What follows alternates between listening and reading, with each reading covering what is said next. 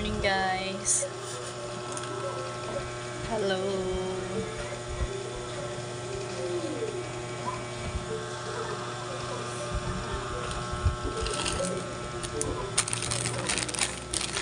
Magbubukas tayo ngayon, guys, ng parcel. May nakita kasi ako sa TikTok na 5 pesos lang siyang duyan. Naisipan ko siyang bilhin para ilagay dito sa baba. Kasi sobrang init ngayon. Malapit kasi yung higaan ko sa may kesame. Ayun siya, guys. So dito maglalagay ako ng duyan.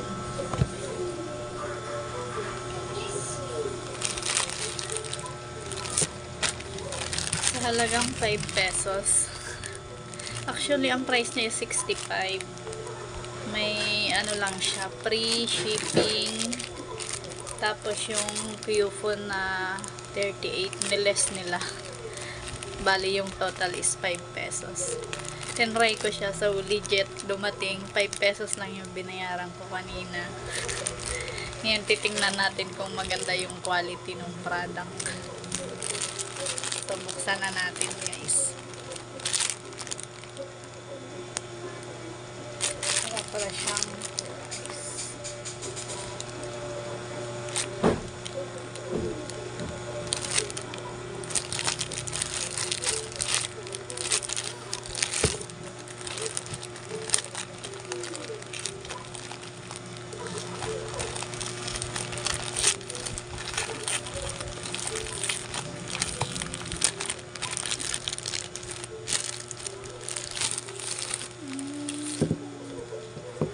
ayan siya, guys.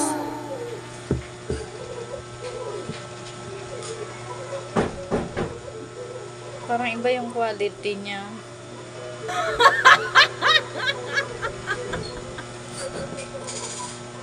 Pero tatry natin siya, guys. Kung gano'n siya katibay. Ayan. Actually, wala pala siyang kasamang tali. Guys. So, mamaya itatry ko siyang ikabit. Kasi wala pa akong panali sa ngayon. Hindi siya purong ano, yung makapal. Manipis siya. Parang hindi siya pwede sa mabigat.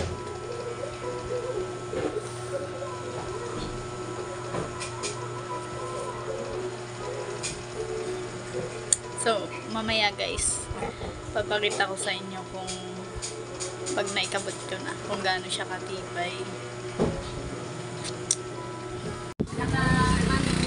So, ayan, guys, naisipan ko na nga pala dyan umalis ng bahay kahit katari ka ng araw para bumili ng tali.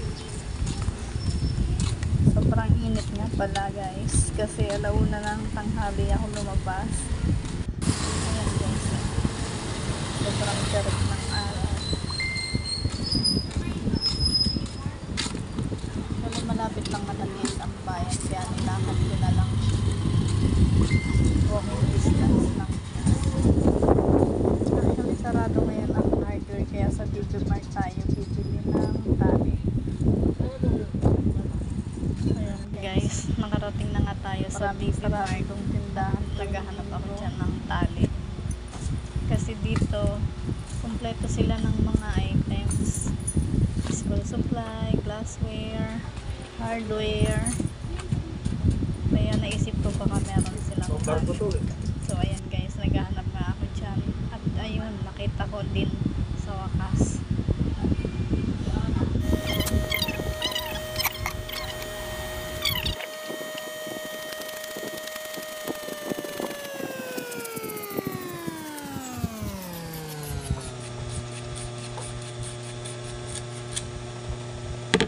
So, ayan na, guys.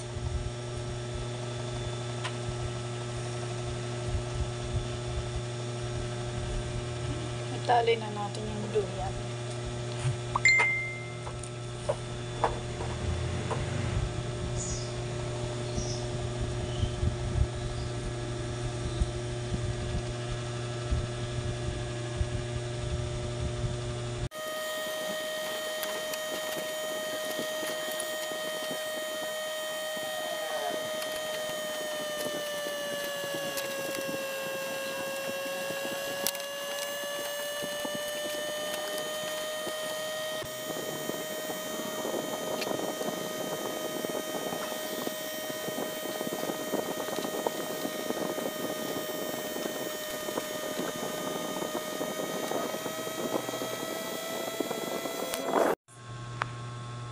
Itali na natin siya.